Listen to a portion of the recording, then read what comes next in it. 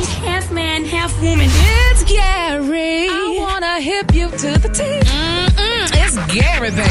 All right, y'all, Rick's About the Morning Show, 6 minutes after the hour. Gary has the tea and the clue of the day. What up, Gary? Good morning, Ricky. Good morning, America. Good morning to you. It's Thursday, a beautiful day in the neighborhood, and here's what's happening in celebrity news. Now, Ricky, all of us on this here show, we all have a little Christianity in us, and we all remember the verse that Jesus wept. Well, Ricky, now it's very touching, y'all, because Kandi Burruss wept. Lord Real Housewives of Atlanta star Kandi Burruss, y'all, she became so emotional during a recent episode of Watch What Happens Live with Andy Cohen, while revealing, y'all, the conversation she had with her son, little Ace, regarding police brutality. And here's how it went down.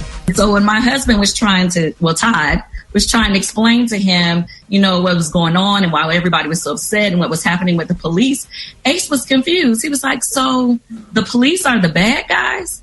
Now, isn't that crazy to have to explain that to a 4-year-old? For you to be black and have to worry about the police being the bad guys, it definitely, I know y'all say I cry all the time, but that's an emotional thing for me. Absolutely. And Andy, I know you care about us, but you don't have to think about that. You know what I'm saying? That's something that we have to think about every day. And I tell you, man, it's like you're living in a nightmare, because walking to my car when I get off the air, you walking past white men and white women, you don't want to be uncomfortable. So if I go to the grocery store, a white woman is already on that aisle. I'm not going to go down that aisle because her uncomfortable makes me uncomfortable, unless they're friendly and intentional. We'll make eye contact or whatever. I know you can go wherever you want to go, but I don't want to be in no kind of awkward type of energy. So I'll go to another aisle and wait till she's off that aisle, and then I'll go to that aisle, or walking past white men, like when I get ready to go fishing and stuff, have to, I'm like, do they think I'm somebody? Do they think I'm going to steal a boat, or what's going to happen? What if somebody shoot me on this dock? If somebody attack me, I need to dive in the water and go under. I got like a whole plan, Gary. Yeah. From walking from the dock to going fishing, back to the car, and a whole plan what happens. Like I got all these plans.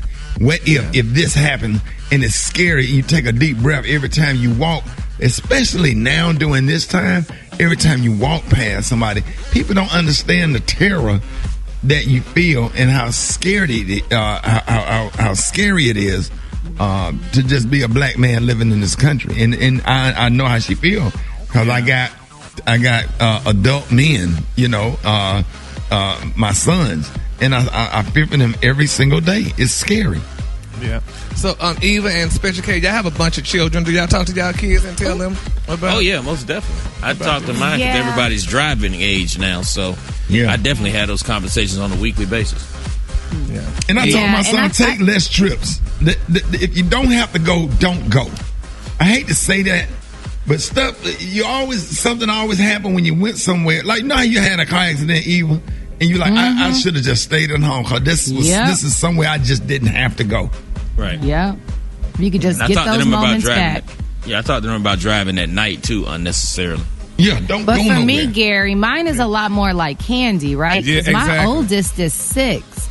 And we live in a very integrated part of the city. So she's very confused that, when she was learning even about Martin Luther King, she said, Mom, why would the white kids not want to play with the other kids just because they're brown? Like, it was a concept that she literally cannot grasp. Yeah. It's so messed up. I done went and bought an old ass funeral home limousine for $2,000. Because the police don't pull over limousines. A big white long old ass Lincoln, a hearse, and I drive the damn limousine around Birmingham. If you don't want to get pulled over by the police, go buy your old ass Bush Lawn funeral home limousine or a freaking hearse. If you drive around and you go buy your hearse at the funeral home, don't you? They got some down there. Roy Peterson got some on First Avenue. Davenport and Harris got some hearses that they not using. Rent a hearse. If you want to drop them lights on. Gary, when you was born, Your daddy worked at the funeral home. You got picked you and your mom up from the hospital in a hearse. And all my brothers went home in a hearse, honey. And I used to cry, but it was so touching. But then I thought, because it was. I mean, I didn't know. I had the emotion. But then now I look back at it, I'm like, that was grand, honey. They went home from the hospital in a hearse. So there you have it. Yes, it was grand to me, niece. The color today is drab. On the hand you say drab, and on the lawn say dirty brown. Yes, it was grand because it was a Cadillac here, and it was a Cadillac hearse. Damn hearse. That's so stupid. Where they put Mitchell, Douglas, and Fitzgerald went home in a hearse, honey.